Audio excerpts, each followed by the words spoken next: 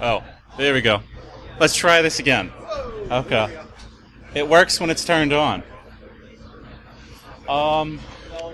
So I'm Andy Johnson, or at Pierogi Powered on Twitter. I'm going to follow on from TJ's talk of Diary of a Security Noob with how to build out security monitoring.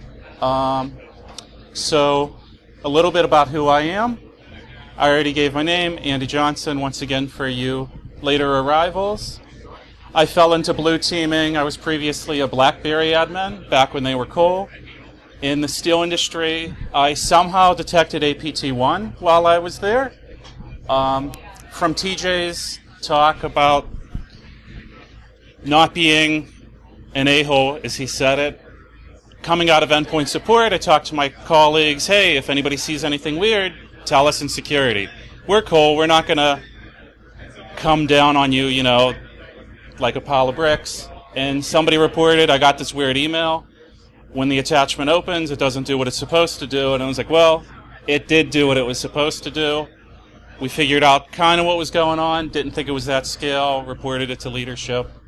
A few years later, Mandiant reported on what I had caught. And then I was like, oh my God, I caught this thing. Holy crap. Okay. So since that, while also there, developed some processes, modernized some architecture. Now I'm trying to repeat the same thing in healthcare. On a side note, I'm one of the organizers for BSides Pittsburgh. Did anybody go to it? Yeah. All about the BSides events. How's Pittsburgh? Come on, man. Pittsburgh was good. So anyway, the concept for this talk, you're new or newer to an organization. You might have a SIM, you're building a SIM. You've got all these generic alerts, but how do you get something that your leadership wants to see? Failed logins are generic. Nobody likes them. I don't like to respond to them. My junior analysts don't like to respond to them. So then what? Well, you've got your data identification. What's important? Well, right now I'm in healthcare. So all the admins, well, they're important. And everybody that has access to PHI, well, they're important. Who's left? Just my leadership, because they're not admins and they don't have access to PHI. So everybody in my organization is high priority. In my previous organization, if you're running the processes, you were high priority. If you were selling, you were high priority. It's basically everything's important. So then what? So that was the issue I've been trying to figure out. How do you do something where you're not well, this system has a bunch of failed logins, this system has an AV alert that was cleaned. How do you go from there? First part of it, I wanted to give a shout out to Ryan Volok. He had given a presentation. Rather than just rehash it, I'm just going to say go to Iron Geek's site. It was from DerbyCon 2015, Simplified SIM Use Case Management. It's fantastic. He has a breakdown of some sample alerts to get you started. He has how to build metrics, use case monitoring, and sample reporting. So, yeah. Because you could be great, but if you can't report what you're finding, it's no better than those failed logins that you're constantly dealing with. So rather than try to rehash what he did a fantastic job. I'd just say go to that. So starting with, people, process, technology. Let's go with people. So your department gave you maybe some good resources, maybe some bad resources, but IT's busy ITing. As everybody else has said, hey, they got to patching stuff. They got to keep the business running. Can you find any internal security allies? If you wear some security stuff, if you can, or just make yourself known as the security person, there's going to be that oddball that just wants to talk to you. And they may not be awesome security, but if they're willing to help you. And that's really worked for me. Just be out there, talk to people. Hey, is security stopping you? How could I make things better? Or, yeah, you want to talk about what you saw on the news, want to cry? Let's talk about it. Hey, how would that impact whatever you do? Are you a database admin? Would WannaCry hit you? So if you could find them, they may give you hints. They may say oh yeah, by the way, I got this MRI machine. It's like 20 years old, running Windows XP. Like, it's just like, oh, well, that's not on our asset inventory. Or, yeah, I'm in the database group. We're all Microsoft SQL and Oracle. But by the way, we do have a little bit of DB2 we just don't tell anybody about. Like, oh, God. But at least you know about it. You could start to compensate for it, try to figure it out. Just talking to people. I mean, TJ mentioned that. Outside the organization, we've got these VARs. Can they add any value? I've found some luck talking with some of them. Microsoft seems to always be wanting to help. You probably have some global MSA with them. You might have free professional services hours. At the very least, you could ask them, hey, the Active Directory admins, they don't want to talk to me. What do you think of our Active Directory? And they might say, oh, you're running domain, like a NT6 domain forest level. You should try to talk to them to upgrade. So try talking to them. I've had zero luck with IBM for the mainframe. If anybody knows any mainframe people, I'd love to talk to you. But, talk to IBM. If you've got whoever your storage people are, your database people, they might give you hints. Or at least they might even have resources. Talking to Microsoft, hey, what do I do about this forest? Do you have any recommendations? Their recommendation was, you own Microsoft Advanced Threat Analytics. I can't get your Active Directory team to install it. Boom. I had it installed the next month. Working with them, it's been fantastic. It was a free-ish product we didn't know we owned. Now we're running it. We're seeing results. Started talking to Oracle. Oh, by the way, we do have this product coming out that helps out with Oracle security. Oh, have you talked to the domain or the database admins? A little bit, and then we could work with them, build a joint case. The Oracle team's happy. We're happy. We're increasing our security, building use cases around what Oracle's suggesting. So I would try to, if you can with the VARs, you definitely got to throw yourself out there, and that's what I feel like my success has been, is you've got your generic signatures, but just start talking to people. It's going to be slow, but you start finding that better stuff. Instead of failed logins, I've got Microsoft Advanced Threat Analytics. Instead of, well, we're an Oracle and Microsoft SQL shop. Well, we're also a DB2 shop. And then, finally, what do the auditors have to say? There could be risk assessments that have, from previous years, that have some insight. Hey, they might have done a risk assessment on something you don't know you had, because it's not in your CMDB. 2, they could have done a pen test and it just never came to the security organization. Maybe it was part of a purchase or a merger or something, and it's out there, but everybody on your side just totally forgot about it. It could be laying things out before we had this acquisition, we brought in a pen test. Where's the report? I don't know. You talk to internal audit or external audit, and, oh yeah, we have all these reports, but X people have been reading it, but then it just never got down to you. From there, what's important to the company? I've had trouble talking to my managers. I don't know, other people, when you've asked what's important, do you get decent results? Not really. Talk to IT, what generates a high severity alert every single time on the knock displays? Okay, you're not looking for up-down, but that's probably important. So if they're always generating a high severity alert for maybe network equipment on this floor, I bet those people are important, or at least they're running 24/7 rather than other areas of your department. Or, well, most of these endpoints are, whatever, but these people, they always get a high priority. Were they executives? Or no, they're this, and they help run our, keep us in business. So talking to IT, you're also building relationships with the NOC and the help desk. Back to detecting APT1. Hey, by the way, thanks for all that information. If you get anybody that calls with weird or goofy stuff, pass it by security. We cause so much weird, goofy stuff. maybe we could help. Maybe we could, it's something that didn't detect a signature, but should have. Finally, or not finally, what parts of the organization have a lot of people? I've had some luck there.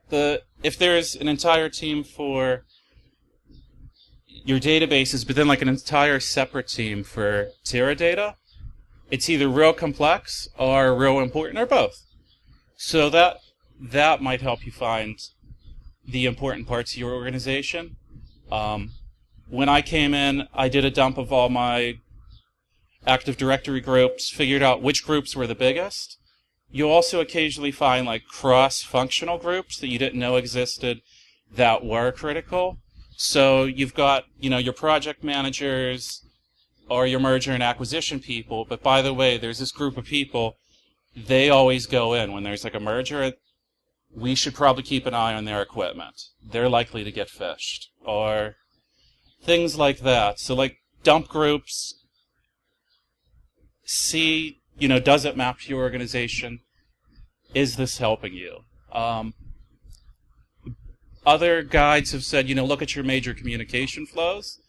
Yeah, but that kind of just tells you Google's important and YouTube is important. But is YouTube important for running your organization? I don't know. I've had a little more luck with consistent sites. Like, is there something somebody's visiting every day? Or using your monitoring, can you figure out, hey, maybe this is on a terminal, it's not even labeled as a terminal? So, I've got this random IP that keeps calling back to Philips. Like, well, how many other IPs are doing the same thing? Uh-oh. Here's all of my medical equipment. This stuff's important. By the way, it only calls out to Philips. So any of this stuff, if it does anything else, it's behaving differently. So that's something to think about. I mean, there's the medical devices, but then there's also, terminals that maybe just show the weather. Like, okay, I've got this list of IPs for weather machines. Do they trigger any web browsing alarms? Boom, something strange is going on. At least for my part of security, nobody's ever really explained EDI to me. So you've got like your web portal for your users, but like the whole business-to-business thing, that's always super low volume, but it keeps happening every day, and it's also super critical. So if you could just look for something that keeps happening every day, it's probably not going to trip your high volume. It's not even going to be that super consistent. It's just going to be, give me a list of sites or domains that you went to today. Did we go to them yesterday? Did we go to them the day before? After about a week, you'll probably have your critical websites. Hey, are there any outages to any of these systems? Start to monitor for that. Is it behaving differently? Finally, legacy cruft will give you a hint of what you should be looking at. If you could get old configurations for like VPN controllers, what did the ASA used to have?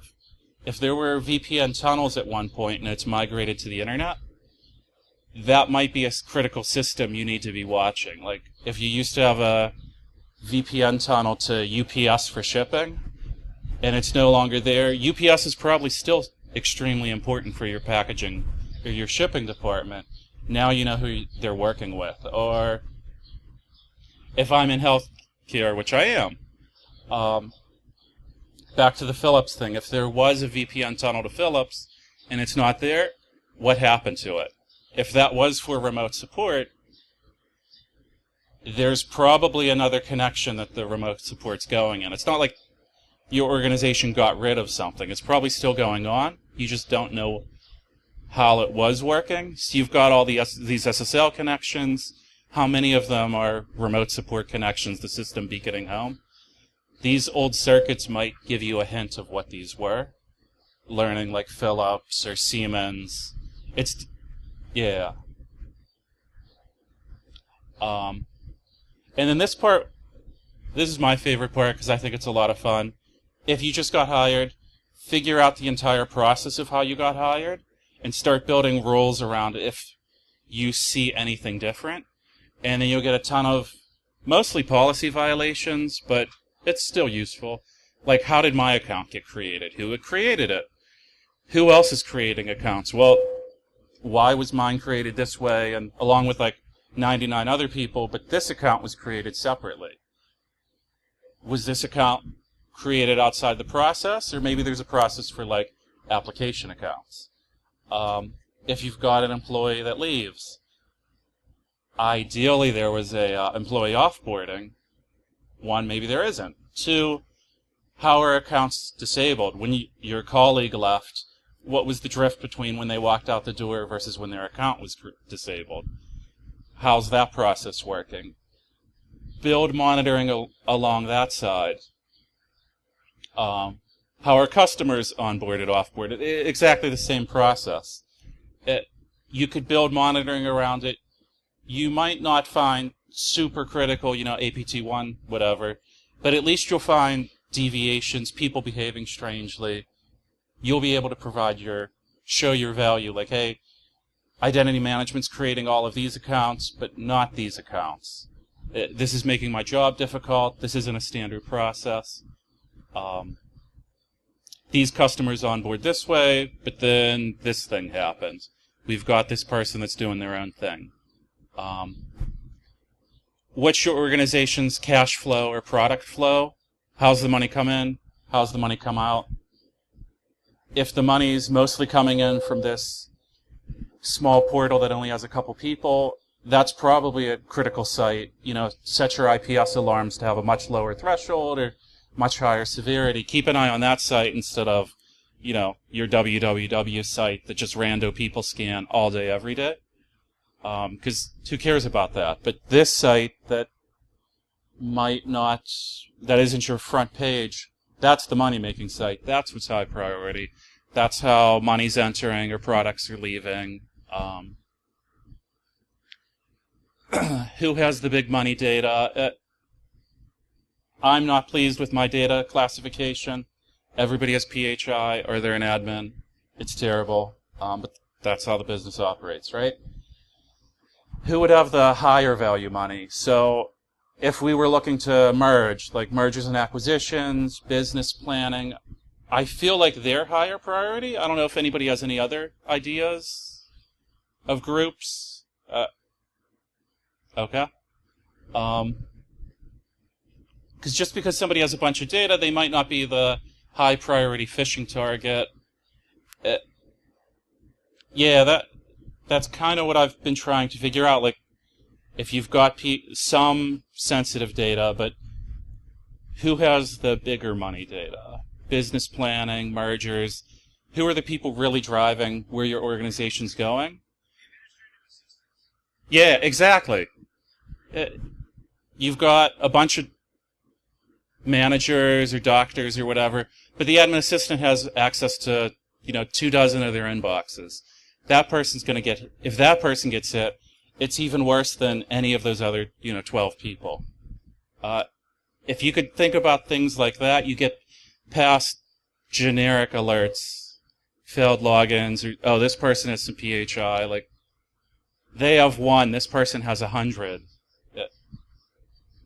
That's really the difficult part that I've found, and that's what I'm trying to communicate. I'm at the end of my slides, so if anybody has any questions, throw them out.